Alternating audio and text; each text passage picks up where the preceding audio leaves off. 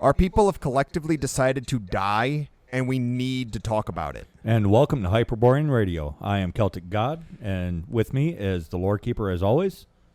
Yes, hello everybody, and today is going to be one of those really severe, deep topic type of days. But before we do that, we have to remind everybody, make sure to share us around, because we are growing thanks to you sharing us around, in part mostly because I was looking up pagan podcasts, and type in pagan, type in not Hyperborean, but ethnic faith, things like that.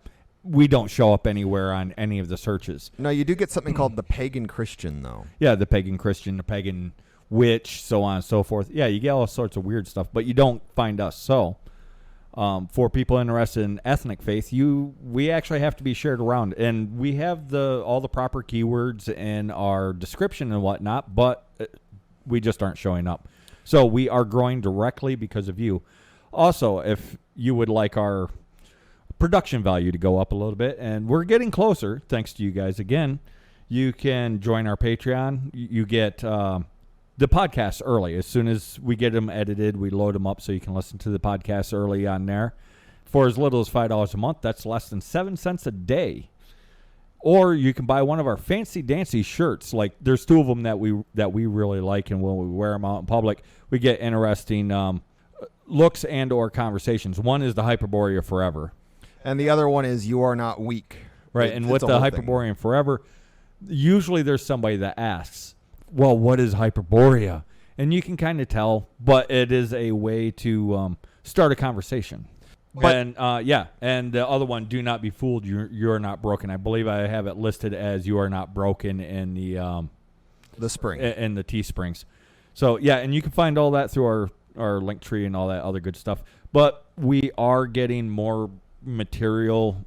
Yeah, we're growing slowly, and that's all thanks to you guys. So thanks, guys. But yes, today's conversation is actually very important. Well, and I kind of had this realization because everything about our people right now is we are a people that more or less seem to wish to die. And what it is on a subconscious level across all of our tribes, across all of our people, every single one of us seems to want to die. Well, not on an individual basis. No, but on a subconscious level. Yeah, it's on the Jungian level. Well, and I won't say exactly what happened because I don't know exactly what happened. We have a rough time scale for when it happened, sort of the world wars and right after that. That's when it seems to have really picked up. And honestly, I think that we've gone through this several times before, but now it's really bad. Yeah, it's really bad. It's chronic. Well, every bit of our culture right now, everything that is considered a good, a something that you want to do, is driving us to extinction. Mm-hmm. And here's the thing: is it actually requires actual work for someone, even when they're just raised from a youngling, to completely break themselves of that.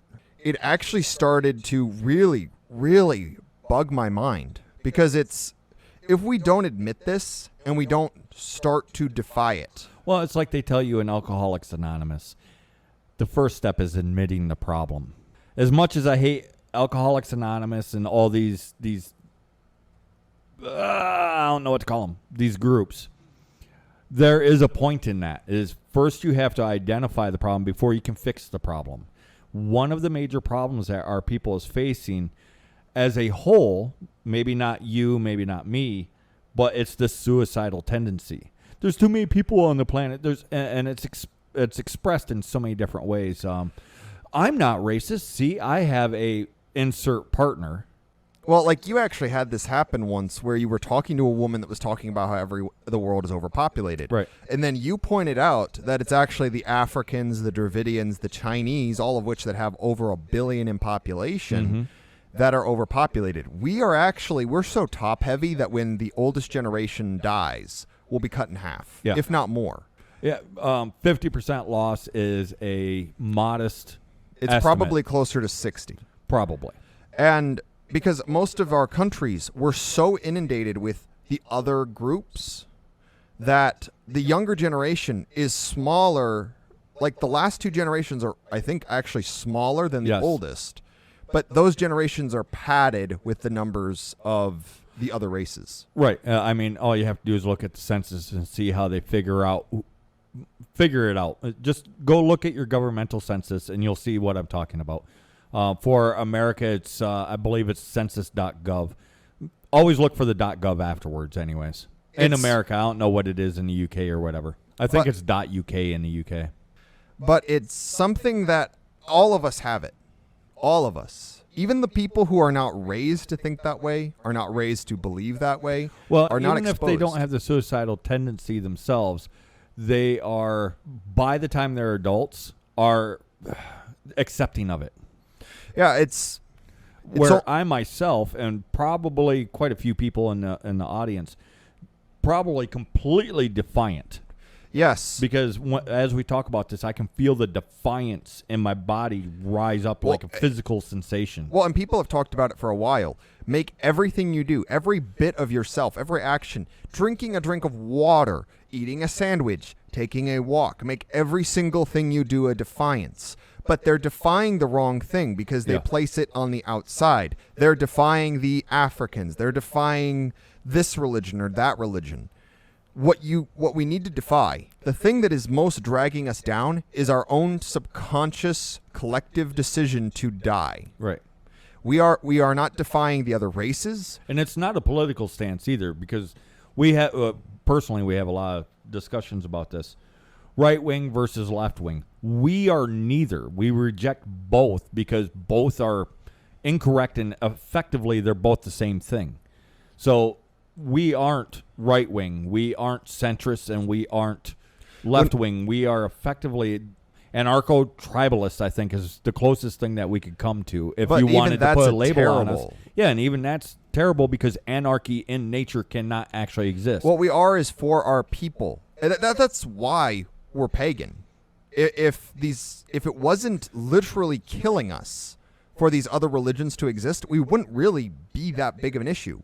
But these other religions literally are killing us. Right, and these religions, they don't have to be venerating the Abrahamic God or the Hindu gods or pick one.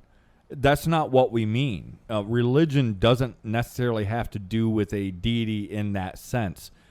A religion can be science, and the scientists are the priests. It can be the medical field. It can be school teaching. It can be psychiatry. Politics. It doesn't matter what the thing is. All of these things have been turned into religions, and you dare not speak heresy. I guess when it comes to what the point of this has to do with paganism and all these things is our gods, our way of being, because that's what it is. It's not a religion in the sense of this is the doctrine, this is the dogma, this is the day you go to church or whatever. No, it is us. And because of this vilification and lies that have been spread about who we are as a people and what we are naturally, it furthers that desire to die because it creates this idea that we are an inherently bad thing. Yeah. And that's the thing is the subconscious level, it can be combated. It can't, like, you do not really have that issue. You are defiant in the face of it. You acknowledge it exists, but you're defiant. But everything in culture right now, more or less, is designed to promote that. Like we were talking about this, every cultural milieu, everything that is considered violence isn't more the good. answer. Love your neighbor. Things like that, but they don't mean literally your neighbor or somebody that looks like you. No. They mean somebody that lives 1,000 miles away from you. They want you attacking your neighbor, your literal neighbor. Well, So, it's like they don't encourage the men to be able to fight, so they end up basically like dogs that are locked inside one room and have shit all over the place. or fighting like women do. Yes, or fighting like women do, which is exhausting because that's how most people, male or female, fight online. It's And the weirdest thing. They want men to fight like women and women to fight like men. Well, and it's because it is inherently, it removes the continuation. Because if men don't physically fight, there is no defense. The women are not comfortable. The women do not feel safe. The males do not feel safe. The children do not feel safe. Well, and there's this other thing that's happened. I'm not this old, but I can look back in history, and it seems to have really amped up in the 60s. no, man, peace, love, not war, all this other good stuff. But as soon as something breaks their doctrine, then all of a sudden they become hyper violent and aggressive, but not in that solid way. It's they're doing it out of terror. Zealotry. Yeah, because I've had these people approach me and attack me in real life. Sheer and utter terror in their eyes. That is not courage. They're attacking out of cowardice. It's because they're scared of what will happen if they don't. Well, and what it is to an extent is everything right now. Everything is escapism. Mm-hmm. Even a lot of the movements that push against escapism, that push... Are they themselves escapism? Well, it's a lot of... I'm not going to name names, but there's a lot of the political sphere. There's a lot of the pagan sphere. There's a lot of the spiritualist sphere. Mm-hmm. Well, and we're not going to name escapism. names, one, because we don't need the E-drama. Two, you're smart enough to find these people on your own. To stop just for a moment. You're listening to us. That's how we know that you're smart. You're smart enough to stop and think for a moment and be like, yes, I've seen this here, and I've seen this there, and I've seen this somewhere else. And the reason why I say that, I was in doubt. I'll be honest. I was in doubt for a minute about the general intelligence of the various audiences out there. Ours and others, to be completely honest. But plastic paganism completely changed my mind on that because of the messages that we got where, yes, I didn't recognize it before, but once you guys said something, then I realized what it was I was seeing. And we didn't have to point at anybody in particular. No, they immediately knew what it was, what we meant. Right. So thank you guys. That gives me a lot of hope in our people, because even sometimes we kind of get on the downhill slide of optimism. You know, it's the little things, man. It's the little lights, and we need more of them. Well, and that people being solid about it, not lashing out of fear. Like there's some movements that are pro-white. It's a horrible name. So let us change it for our argument. Pro-Hyperborean. But they attack out of cowardice, out of fear. They're not doing it out of love. There's nothing solid there. Well, it's the Chihuahua versus the Georgian Mountain Dog. Yeah. Chihuahuas attack and growl out of fear. The Georgian Mountain Dog will just fuck shit up. It's just flat warning. It's part of the issue. You can actually see it physically happening. Our people are so beat down. They're so scared. Mm-hmm. They're so... all of these things, and you can see it on our people. It's like we're in a constant state of panic, of fear, of a desire for anything. We're so desperate for people to say that we're good, that we literally will listen to people that just say, you're a good boy. You're a good boy. Who's a good boy? Who's a good boy? Yeah, you're a good because boy. We are, as a whole, we are completely beat down. Mm-hmm. We are a whipped dog right now. Well, and the thing is we do need to be told that we're good boys and we're good girls. We need that. But it needs to mean something. Yeah, that's it. It needs to mean something. So I understand people following certain people as like, yes, you're good simply for being born.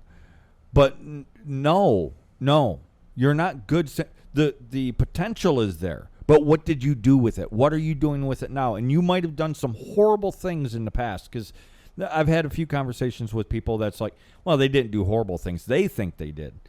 But then it always comes down to, well, did you learn anything? And are you not doing that now? Are you trying to live nobly, with courage, with purpose? Well, and that's where a lot of our ethnic faith comes in, is it is something that bolsters the strength. It gives us balance. It bolsters courage. It bolsters nobility. Mm-hmm.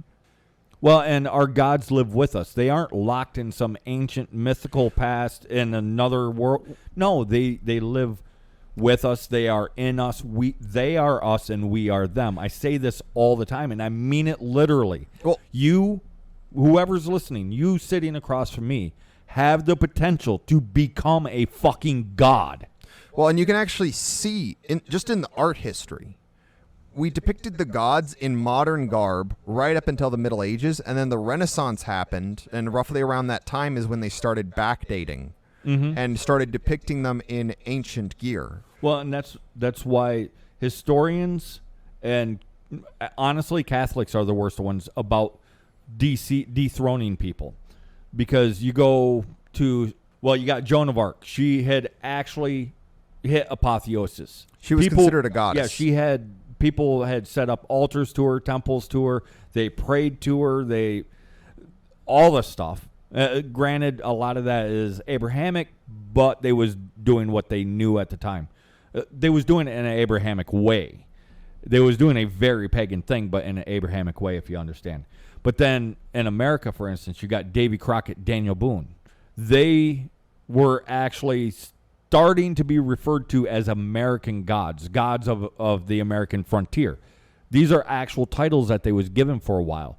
And then the historian stepped in and said, well, you see, Davy Crockett and Daniel Boone, they weren't actually gods of the American frontier. These were real people. And then they stripped them right back down. And here's part of it is... Well, and really for a completely heathen ethnic mindset, it should be like, the response should be, well, yeah, no shit, but that's not what we mean. Well, and that's the thing people don't understand. And you can actually see this. We've brought this up before. Is the way that our people do apotheosis is we actually start burying and disappearing the human and allowing them to we basically take away their worldly elements. Well, and push we them to to might even forefront. admit that they were people. Like Heracles or Heracles, Asclepius. yes. But we allow them to not escape, because that's not a good term. No, that implies life is not worth living, and life is the entire point of all of it. Well, and that's the thing. That is the thing. That is the whole point of this is, and it's rampant even in the pagan sphere. Well, when I die, I want to ascend so I don't have to come back, or I want to be reincarnated into a magical. All of this anti-life. For all this talk of how paganism is so life-affirming, why are so many people so desiring to leave and never come back? Right, and then at that point, I have to ask myself, are they really following a Hyperborean ethnic faith? And I keep coming back to the answer is no, when they're taking that approach. Yeah, it's escapism in one form or another. Well, you also have other forms of escapism, like Musk is going to build us a rocket and we're going to go to Mars and make a utopia, or we're going to get uploaded to the mainframe and live in a magical matrix, yo. And no matter how you look at it, it's escaping life, which is the same thing as saying, yeah, I'm tired of life and don't want to live anymore. Well, it's like most people want their 40 acres and a mule so they can get away from everything, not realizing if it's literally just you, your wife, and maybe some kids on your 40 acres and a mule, you will die. Yeah, your family line will die out. You need other people. I mean, like when you went off into the woods and you camped, quote unquote, for about 2 years. Camped for about 2 years. You almost laid down and died. Almost. Because you realized that you couldn't keep going without other people. Yeah. It's not because I was hungry. No, I was doing well. I actually gained weight and muscle mass. I got healthier out there. I went out of my way and built a cabin by hand with no nails or anything. I had food stocked up for a year. I was doing good out there, but I wasn't doing good out there because it just dawned on me one day, what am I doing this for? Yeah, there's no children. There's no wife. It's why, like, there's this common story trope among our people. Old man has a wife, has a family. He's happy. Everybody gets killed. Everybody. Man, woman, child, everyone but him. He goes off, takes revenge, and then he goes away and dies. Yeah. We need people. We need society, I guess. We just don't. The modern society is not what I'm talking about. What we need is social interaction. We need community. Yes, community.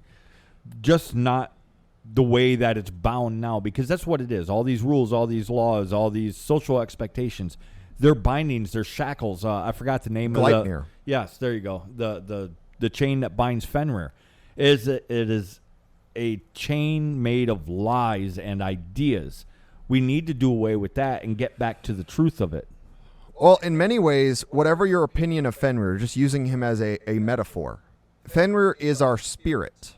Because we, as a collective race, species even, have been... and it's not just the West, because Russia has this same problem. Oh, yeah. Eastern Europe has this same problem.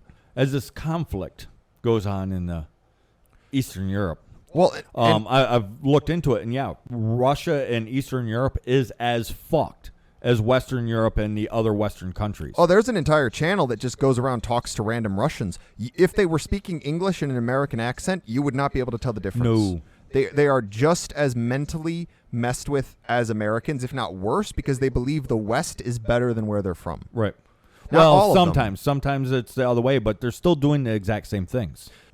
A lot of it is this concept of nation. Nation used to mean a people. Yeah. The English people were a nation, whether they were in England or France or Spain or South Africa. Well, and they at were one time English. you could have a nation of 200 people or a nation that spanned hundreds or possibly thousands of miles. They were the same people with the same outlook on life. Well, and here's the thing that nobody talks about. We're talking all about how our people are dying. And we're not the only people to bring this up. Right. But I'm going to lay the blame squarely at our collective feet. We are our own worst enemy on a spiritual level, on a physical level. And we have already had casualties. Entire groups of our people in the last few hundred years have gone extinct. Yeah, just disappeared. The Ainu, the And they weren't all Uyghurs. killed. No. Some of them just stopped breeding and died that way. Others got sick and died. Some, it was war. The most common, the number one most common is breeding themselves out of existence. Well, this is something people have brought up is in a genocide, how most people die is falling asleep in their beds and just never waking up. Yeah. And not because they were poisoned, because they were old. Which is exactly what's going on. And here's the thing. A lot of us are scared to go out and talk to people. So we're complacent or complicit in this process. There's a lot of people that are actively suicidal as far as the race goes. There's an even larger portion, I think, that are complicit in this process because we're scared to talk to people. The Gen Z, I think it is, has the largest portion of virgins, male and female, because you're scared to approach each other, to talk to each other. Yeah, they're terrified. It is the weirdest thing. Like we've And never. it's easy to blame porn, but no, that's a symptom of the illness. Well, everything right now, because people will blame that there's too many not us in our countries, that there is all this other stuff that our governments are selling people out, all of these problems, and they are valid, but they're symptoms. It's like having a disease and only treating the symptoms. Yeah.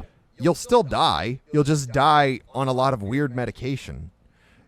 We will not save ourselves until we admit the main problem is our own people's Suicidal tendency. We're melancholic. We're Yeah. misanthropic. We view our own selves as a virus. You hear it all the time. Right. Well, and like, I've never been possessed of that suicidal tendency, for instance. But I have gotten periods of time where I was complicit in the suicide of our people because I just wouldn't approach people. I wouldn't talk to people. I became antisocial.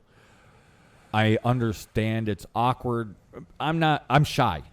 You might not realize this. Most people don't. I am incredibly shy. Except with people with severed limbs and metal parts. Yes, or horrible deforming scars. I will most likely run up to you excited like a little kid and ask you 1,001 questions.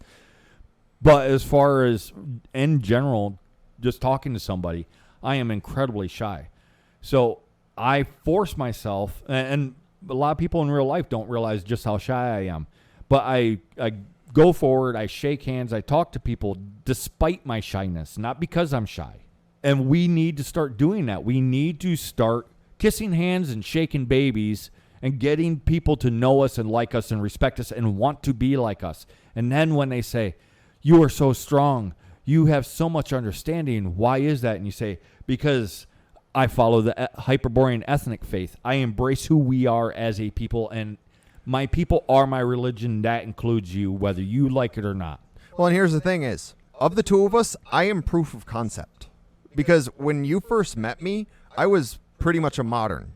But through ethnic faith, through these things, I've become Well, and a someone I couple never times thought. getting slammed up against the wall. And you know, these things, they happen in friendships. Well, here's the thing is, the way our people work, a male hitting another male, it's like we always say, there is nicety and then there is kindness. Do not be nice, because the other side of nice is cruel. The other side of kindness is harshness. Because Conan the Barbarian, Gandalf, these are two very kind characters.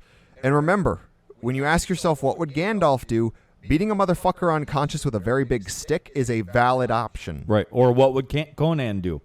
Splitting somebody's skull, as a matter of course, is a true option. And it is a kindness. Yes. Because Conan is perfectly capable. And never cruel. No. If you read the stories, which is why I recommend New Pagans, before you read any of the other stories, or at least as near to the start as you can, before you listen to anybody really talk about anything, before you start actually getting deep, especially for the young men, but young women too, because this is what you should expect a man to be. Crack those books open. Don't focus on, well, here's the womanizing and the sword wielding. No. That's not the point. The point is his approach to life. He never feels sorry for himself. He sacrifices himself for justice. He doesn't give two fucks about law. What's right and what's wrong. He goes out of his way for other people of his, let's say, tribal makeup, because we still have to dance some lines. But he goes out of his way for other people of his tribal makeup, but he also holds them to a higher standard. Well, he even says, I would help you out of this situation, in one situation where one of our women is basically enslaved by some, let's go with darker races, and basically says, I would help you even if only for the color of your pelt. That doesn't mean that he likes her, and he might. Oh no! In the story, he actively dislikes her. Yes, but the other thing is he holds people with the same color pelt to a higher standard of behavior than the others, and that's exactly what I do. It's a good thing. Ask yourself, what would Conan do? And he doesn't bother hating the other races. They're fleas on a dog's back. They're irritating. Sometimes they're helpful, but in general, he doesn't fucking care. And that is a good, solid approach to then start learning about our people and building on that. And it's good for the young men to read these stories so that they can learn how to behave, how to approach life. And it's good for the young women to read these stories so that they can see, or even the not so young, so that they can see what a real man is. Never feeling sorry for yourself is a big one. Oh, yeah. And never surrendering, never giving up, never bowing knee to hopelessness. No, never give up. Just don't. It is not on the table. It can't be. Don't let it be on the table. And here's another thing is, we've talked about this before, but there's nourishing art and there's hungry art. There's nourishing actions, there's hungry actions. That sounds weird, but think about it. There is art that literally feels like it feeds you, and quote-unquote art that actually feels like it pulls from you. Right, and then there's a bunch of it that's just dead. It does neither. Yes, and there are people just like that, and there are people that are starving for affection, starving for hope, starving for these things. There are people, just some kind of general recognition. Anything. And I don't know how to help those people, because you have to yourself be so full that you can actually give something. Mm-hmm. And most of us aren't. Well, and like I've had some people complain that I have impossible standards for people. No, I don't. My standards are relatively easy to hit, but my standards are solid. They don't go any lower than that, and it's because I view each and every one of our people, from child to elderly, as potential gods. And you will meet that, or you can fuck off. That's just my general approach at life. And if you won't meet this standard of being noble, making the stand when the stand needs made, strength, courage, wisdom, if you don't meet the minimum standard, you've betrayed your people. You're betraying yourself. It doesn't mean that you can't come back, but until you do raise yourself up, stop feeling sorry for yourself, start building yourself up in the people around you. Yeah, don't bother, because you've betrayed the people. But just because that betrayal has happened in the past doesn't mean that you can't achieve it now. I guess is one way to put it. Did I break you? No, I'm trying to think of something, but you keep going. So basically what I'm saying is if you've done something naughty in the past, like, I don't know, you stole from your $20 from your mom's wallet, which to me that is a very, very bad thing to do. It's not that stealing's bad. Well, don't steal from friends and family and don't get caught. Well, that's the thing. Like I had someone freak out about, well, Odin's not a god of thieves. Othin's not a god of thieves. And I'm like, yeah, he is. He is. And that's not a bad thing. This modern moralist view of our myths is moronic. Maybe if you're stealing from friends, family, all this, basically what you're doing then is you're stealing to build for yourself. Incredibly selfish reasons. But if you're stealing from, say, okay, there's people that are getting all over our government right now. Don't like getting political, but I find this absolutely funny. America has become pirates because we are capturing foreign oil freighters. We're going through extra steps, in my opinion. We ship them off to Greece or Italy or some other neutral territory and then have a judge decide on whether or not we can keep it. I myself, if we needed the oil and I had the magic wand of I'm in control of the U.S., we would just be doing open piracy. Hey, Navy guys, this is the plan. We need oil. I want you to go out there and capture every oil freighter from this list of countries, and then we're going to sail them back to America, and we're going to pump off the oil, and then we will offer to sell them back their freighter, or we will just dismantle the freighter. And by the way, we're going to cut the profits. Well, it's like Vikings. They were mostly pirates. Mm-hmm. Pirates. They were mostly pirates. Mm-hmm. Marauders. They were mostly pirates. Mm-hmm. What are pirates? They are thieves. That's thieves and raiders. That's some of the most popular folk heroes. Robin Hood is a thief. There's many myths from, ancient Greece, ancient anywhere about stealing something. Jack and the Beanstalk. Guy literally does a home invasion and takes a bunch of stuff. Right. So to get back to where I started with this, if you had stole $20 from your mom when you was, 8 years old or 13 years old, and oh man, I was such a bad, horrible human being. I can't come back from that. Stop feeling sorry for yourself. Never do that again. Teach other people. Never steal from friends or family. Ever, under any circumstance, do you steal from them. And start living as nobly as you can. And then, yes, you can come back. Well, it's we've talked about this before. There is no absolution in ethnic faith. You don't go to the priest and confess your sins and you're good to go. Like Hercules. When Hercules accidentally killed his family, whether you blame Hera, whether you blame alcohol, whether you blame he was happy or it was PTSD or whatever you want to call it, he kills his family. That's pretty consistent in the mythology. And then he basically gives his life away. He's like, I will serve you for however long it takes to kind of clear my conscience. And the thing is even though Hercules only does the 12 labors, his descendants, the Spartans, continued to act in such a way that they had to make up for what Hercules did. Kind of. They learned from his lessons. It wasn't all, I forget what the word is. But it wasn't all retribution, I guess. Trying to pay back the sins of the forefathers. No. What they was trying to do was live up to the legend that he became. Learning from his past mistakes. Because it's written by, the Spartans themselves, no writings. But their neighbors did write about them. And they would mock the Spartans because while they might partake of wine, they didn't get drunk. And if they did get drunk, there was a severe penalty for it. Often including up to death for getting publicly drunk or even privately drunk, just getting drunk. And why? Because they took that lesson from Hercules' life about getting drunk and killing his family very seriously. This is a story of Tanata. And then the other end of their culture was living up to and imitating the hero that Hercules became. That's the lesson to take. Well, and a lot of this is our people. By our very nature, we are naive and we are very innocent. And innocence is not being purely good.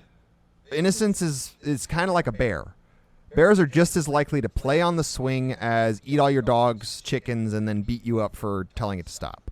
Innocence it basically means what it means. It means innocence.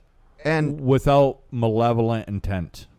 yes, like if a giant steps on your house, it wasn't malevolence. It's, oh, crud, I just stepped on a house. Yeah. I hope everybody's okay. Well, yeah, actually, that's a good example. You can think of innocence as when a kid accidentally steps on or kicks a ant pile to put the kid in the position of the giant. That's innocence. However, there can also be cruelty, like when he's stomping on the ant pile. Well, like, there's actually a good example of this in literature of Mice and Men. Mm-hmm. Lenny, the guy that's not quite all there in the head. Yeah. And he squeezes a woman to death and a bunny. And he doesn't do, or I think it's a bunny or a puppy, I forget. But basically, he squeezes it to death, not because he's angry or out of cruelty, but he loves it so much. And he doesn't realize how strong he is. Right. And he's innocent. Yeah. That's an example of innocence doing something not good, I guess. I don't like the words good and evil, but they're so entrenched in English, it's hard to avoid them. But yeah, that isn't something to aspire to do, but it doesn't negate the fact that he was innocent. Well, and it's one of the things that I always try to bring up is because of our naivete, because of our innocence, we are actually extremely susceptible to stuff like what I started this whole conversation with, which is that our people have chosen to die. Well, and it's reinforced with messages of the world is overpopulated, insinuating it's us that is overpopulating the world. And most people in our naivety don't think to look at world populations and then say, oh, well, if it's overpopulated, where do we fall in to this population problem? Oh, and part of it, too, is because of universalism. There's, what is it? There's no races, or there's only one race, the human race. Yeah, that's a thing that's been going around for a decade or two. They have that in their head. So then, even if they do realize the difference, it doesn't matter. I guess is the way to go. It doesn't matter to them because they're so naive. They took these messages in and never questioned them. Our natural way of doing things is meritocracy. So our natural belief is that who's ever in charge is going to tell us the truth, and they have our best interests at heart. Yes. And that is not the case at all, especially right now. Demonstratable. And it never really has been the case. No, that's why there's that line, I think it was Ragnar in Vikings. He said, power corrupts the best and attracts the worst, or it attracts the worst and corrupts the best. One of those. But it's true. Well, yes and no. You can avoid it, but if the society is set up in such a way, if nothing else, you have to be harsh. Well, and that's why the leaders have to be in a position where they're held accountable. Pretty much once you get anything above chieftain level, the person in charge probably doesn't have your best interest at heart. And even then, it's hit and miss. Because we used to be able to literally challenge our leaders to a duel to the death.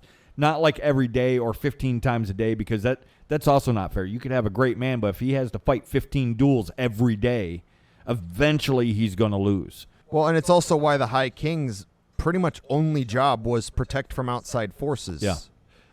Everything was highly localized to avoid that very corruption. Even if they do become corrupt, it makes it really difficult for them to do anything with it. Well, and then it helps that his guards were also his executioners. Yes. Like, I think that's actually what the Secret Service was more or less supposed to be in Originally, America. that's what it was supposed to be, is they was both his protector and his executioner. It actually makes some it's of not that way anymore. No, it actually makes me wonder about some of the presidential executions. And if they weren't actually... Or you mean assassinations? And if they weren't actually executions? It is a distinct possibility. And then they just chose a fall guy. Yeah, it is a distinct possibility that in some cases they might have been assassinated by the Secret Service themselves, the Secret Service actually doing their job. But we will never know. Well, and especially because of, like, Lincoln. Because Lincoln was on the road to being potentially the most heinous president. Yeah, the worst tyrant in American history. Actually, he was. If you look at what it is that he actually did. Yeah, that not what the broad brushstroke fairy tale that they tell about Lincoln, but you actually start looking at his policies that he enacted and what he did. Oh yeah, the dude was a straight up tyrant. Yeah. And that's the other thing, is the rewriting of our history, the destruction of our myths, of our spirit. People have brought this up. Every other race, more or less, is attached to their ancestors. Mm-hmm. They don't have this break, this almost psychological, spiritual barrier that was put up like our people do. Mm-hmm. Well, and here's a concept that's, I don't know if it's uniquely Hyperborean, but it is definitely Hyperborean. Some people will ask, well, what do you mean ancestors? What do you mean ancestors? Who was your 52nd grandmother on your grandmother's side? No, that's not what we mean. The ancestors is our people as a whole. It is everyone that came before us, both the good and the bad, because they caused the present. We recognize that. We don't have to know all the names or all the jobs or all the stories of every ancestor, but we do know that they existed. How do we know? Because we are here now. And then we have all of us now. We are ancestors of the future. And then our descendants are also ancestors of the even further future. There is no clean delineation when we talk about our ancestors. If you look at old lore, they didn't differentiate in that way. Well, and that's one of the key things, I think, to actually solving this, to actually making our people no longer, because you can see it when you walk around. Mm-hmm. You can see people, they're waiting to die. Well, they're waiting to die, and they're waiting for somebody to come save them. No, there is no white knight on a steed. We have to be our own heroes, because if we're not... I mean, I'm willing to do it, but I need people there to follow. I am willing to put the target on my fucking head, not even on my chest, right on my head. But we need the people. We need people. We need resources. We need these things. And I am only a potential hero. You, too, are a potential hero. Everyone who is listening to this is a potential hero. Everyone who's not listening to this, it's how we actually think. You think Joan of Arc thought, I'll be one of the most famous heroines in the history of the world when she was like 2? You think that she was like, I'm definitely going to be the most famous French female soldier that ever existed? Yeah. You think she was thinking that way? You think any of our heroes... Well, you think even when she first started speaking, before she got an army to back her up, think that she wasn't scared? Of course, she was terrified. Absolutely terrified. But she did it because she had to. How do I know this? Because there's transcripts of her trials. Simply put, it's the acknowledgement of not just the ancestors, because the fact that we've met people that say, I don't care what happens to my grandkids, that is a significant problem. I almost lost my shit when I heard that. I'm like, what about your grandkids or your grandkids? Well, I don't care about that. What? And you dare call yourself a heathen of any way, shape, or form? Because the ancestors are... It's another way of saying our people. Our people across the board, our Through forefathers, our time. ancestors, all of them, from the first ones to the last ones, if God's forbid there is a last one. I myself like to think that we're going to go all Star Wars and start populating the other planets and whatnot eventually, but not through escapism. I'm not opposed to going to Mars, for instance. Most people that want to go to Mars, they want to do so to escape Earth. No. If we do it for exploration and adventure, and I am brave, and to help our people grow, that's great. But you can do the same thing for 2 or 3 completely different reasons. There's the noble reason to do something and the cowardly reason to do the same thing. If that makes sense. I hope it makes sense. I've talked about it before. Intention is matters. Always important. Are you helping? Let's use the obvious one. Are you helping a homeless person for the Instagram points, or because you actually care? And you know if you're doing it, if you actually care. It's like, well, but they feed the poor. Of course they're good people. What? Well, are you saying feeding the poor is bad? Well, here's something that should make it really obvious. Politician goes to a soup kitchen for a photo op. They might stay there the whole shift and actually help out. But were they there to actually help? Are they ever going to come back? Do they actually even care? Or was it all for the photo op? And we all know the answer. And yeah, that's an excellent example. We know damn well they don't actually care. They're doing something quote unquote good, but they're doing it for the worst of fucking reasons. Well, and here's the thing. The other thing is, the only people that can save us are ourselves. Mm-hmm. Every last one of us. The only person that can actually help me, truly help me on a deep level, is me.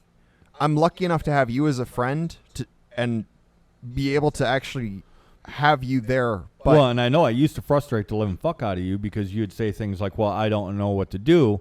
So I'd have you give me an example of something that you might do. I'd give you 2 or 3 other options. And then what is it that I'd say? I cannot tell you what to do.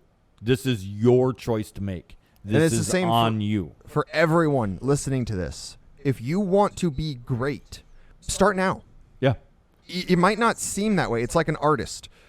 You want to be the next Van Gogh. You want to be the next Rembrandt. Anime, what's that called? The anime montage? Yeah. In slow motion. Well, here's the thing is the anime time skips where they become super badass with 2 years of time. Stuff happened during that time. The characters had to do stuff during that time.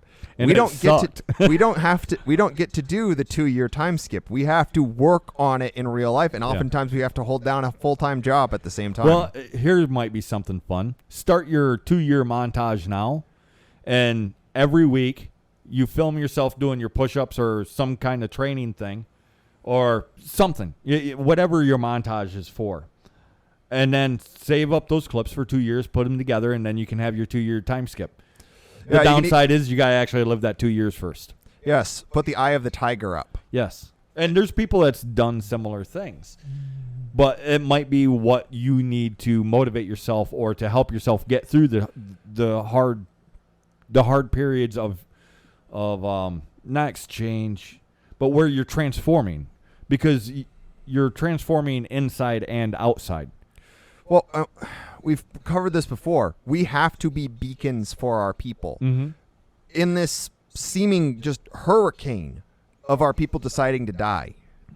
Everything's erratic. Everything's just insane. Well, and being on the verge of panic is not the way to inspire people. No. And too many of us are on the verge of panic. We're on the verge of panic. We're on the verge of just complete nervous breakdown. Right. We're on all these... we're on the verge, the cliff of many, many things right now. Yeah, we're the handful of lemmings that are not trying to jump off or be pushed off. And we must be steadfast. Yes. We have to be something that people can hold on to. In the raging current, people grab onto the stones, the mountains, anything that can keep them from being washed away. Right, because while our people currently right now are in that lemming run, it's a suicidal tendency on a grand racial scale. Here's some good news because I brought up the lemmings. In that lemming run, not all the lemmings go over. We need to be the ones that lead the other lemmings away. And how is it that they do that? Some literally fight back. Some stand their ground. Some just, with the utmost confidence, turn and walk along the cliff instead of falling over the cliff. Well, and there will be people that get pushed over that don't want to because there's too many behind them. So the more people that can get together and get away from the herd and get with the pack or the tribe or whatever you want to call it, the better. And yeah, it's really important, people. There's actually a lot of hope. Right now, we are in the perfect position to be the heroes and the gods of the future because we can literally save our people. Fuck, we could save the world. Because do I really care about the other races? No. Not in one not really. But do they play a role in the ecology? Yep. Just like the bear or the hyena or the pine marten. Yes. Everybody plays their role. What if we all went back to the biomes that we actually belong in and started just associating with ourselves again, maybe with a minimum of interaction, which typically, honestly, would probably result in violence. But every now and then, there might be some trade that goes on. That's fine. And that's good if the Dravidians worship the Dravidians. The Asians worship the Asians. They are the most important people to themselves. They keep to themselves. They want to stay in their own biomes. We stay in our own biomes. Because let's be honest, we have no business being in a fucking jungle. No, we don't like it. Not really. Everybody thinks they like it, but it's because it looks like a forest on video. But the moment you're there and it's hot and muggy. Yeah, 102 degrees with humidity. Yeah. So humid that you can see it in the air. Yeah, we don't belong there. It's fine to go visit and be like, yeah, this sucked. I'm going back home where it's cool. Well, it's like people in Florida, people in California. People, anytime we're in something too far from our own biome, it's like our sanity gets chipped away until we're paying for Taco Bell with gators covered in mayonnaise. Right. But would the world really be bad if Hyperboreans was in the temperate zones? The people that come from jungle zones were in jungle zones. The ones that come from, I don't know, high desert mountains were in their high desert mountains. Would you actually give a fuck? The answer is honestly no, you wouldn't care. Well, and every people right now is having this same sort of fight. We've just been doing it longer than most. Yeah. And well, and more good news, we are not the only ones making this fight. Seems we're the only ones in our particular sphere, but there are Mesoamericans making the exact same arguments that we are, but for their people. There are Asians. There are the Samoans. Yeah, there are arguing for their people to come back home and be their people. So Well, we're not alone. Well, we're not even the one in the worst situation. No. Because like the Inuit are their own distinct They're grouping. almost extinct. Yes, and they probably will be. Probably. Like you've met one that was actually mourning for his people. Yes. I do not want our people to get to that point. Well, and the Samoans, they're further on the brink than us, and maybe even further on the brink than the Inuit.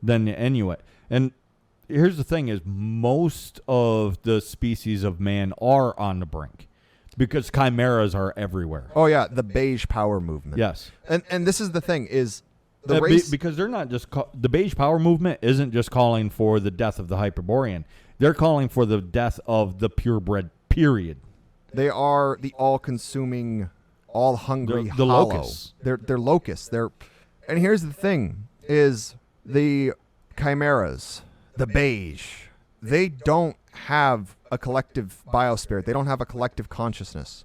We do, and ours has been beat the frick up, which is why we're so battered and tired now. We have to choose to live. We have to choose to live defiantly, and we have to choose to actually heal. And it hasn't stopped. We didn't get severed at the root when Christianity came. We have been progressively sawing it very, very slowly. But we can choose to let ourselves heal. The scar will be there for a long time. See, I would look at it like Christianity is the mold that gets on the tree root. We can scrape that mold off. There's going to be a scar left.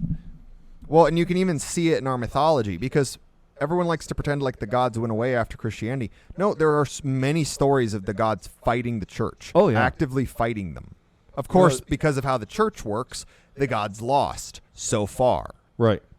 Well, like there's stories of giants and goddesses literally throwing boulders at churches. There's all kinds of stories. I could probably spend 2 hours talking about just different versions of various stories. But our gods have never left us. They are not in some ancient, forgotten past. The stories that we have, yes, they're old. But honestly, if they're told right, if they're told well, it could have happened. Any of these stories could have happened last week just down the street if we tell them well. Because they're timeless. Because the gods are us. Which is going to lead into our next podcast, actually. And this is a topic that it's really, really melancholy. But not for me because I'm all full of fuck you. Not going to die. We have to be defiant. And I'll be honest, you have spent your whole life without having you have experienced these things, but you yourself have always been defiant. Always. For a lot of us, we have to learn to be that way. We have been told no. We have been told this. We have been told that. We have been trained. Don't fight back. Don't backmouth. Just do what the teacher says. Just do what the policeman says. Just go with the flow. Yeah. Don't resist. Why are you so contradictory? Why are you so combative? What is wrong with you? Why are you so mean? That's not nice. It's okay to cry. Real men show their emotions and cry like a little girl. Sit down and just bawl. Be strong. Be great. Because our people need that, and I cannot emphasize this enough. We have to stop waiting for a hero, and we have to start being the hero. Yes. Because, yes, we're scarred. Yes, we're battered. Yes, we're bruised. Oh, the best heroes are scarred to shit. You know, why? Because it shows that they've been through something. So we are already wounded and developing scars. That just makes us more mighty. Sorry, that's the defiant side of me. I'm like, yes. Well, and that's actually why this is actually perfect right now, because you are defiant, and I want to be defiant, and I am defiant, but I'm still, like most people, I think, I'm still just reeling from the understanding that this is what needs to be fixed. Mm-hmm. The realization that it doesn't matter if you got rid of all the other races from our lands, if you got the government uncorrupt, we're still barreling towards oblivion because something in us decided that's what we wanted. What's that that one poem that you really like? And unfortunately, some of our enemies have been corrupting Invictus. that. Yes. Read Invictus. It is very good. In fact, I'm going to read it right now. Invictus by William Ernest Henley. Out of the night that covers me, black as the pit from pole to pole, I thank whatever gods may be for my unconquerable soul.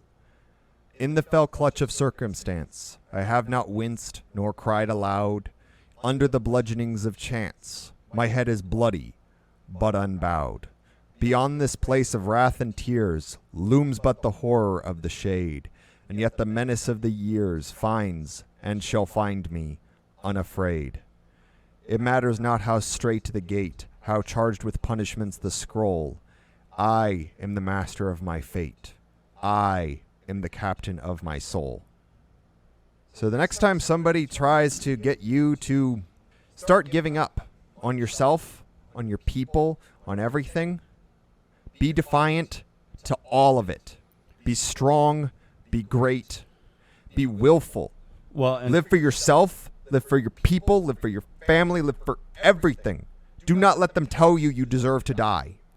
Here's something I've done. It's actually broken some feminists, some of the hardcore 16th wave feminists.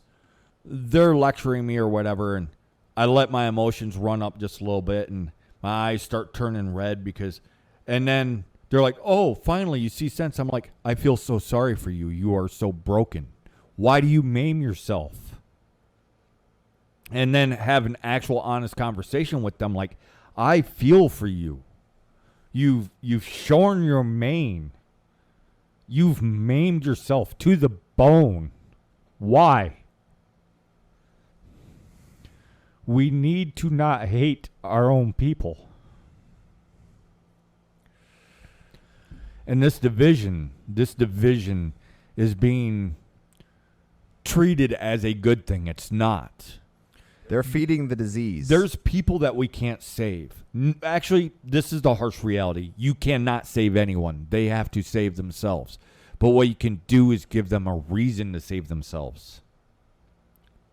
And that is actually how we will end up going forward, making ground, is giving people a reason to save themselves, to reach out to other people so that other people will save themselves. It's how we become mighty and noble once again.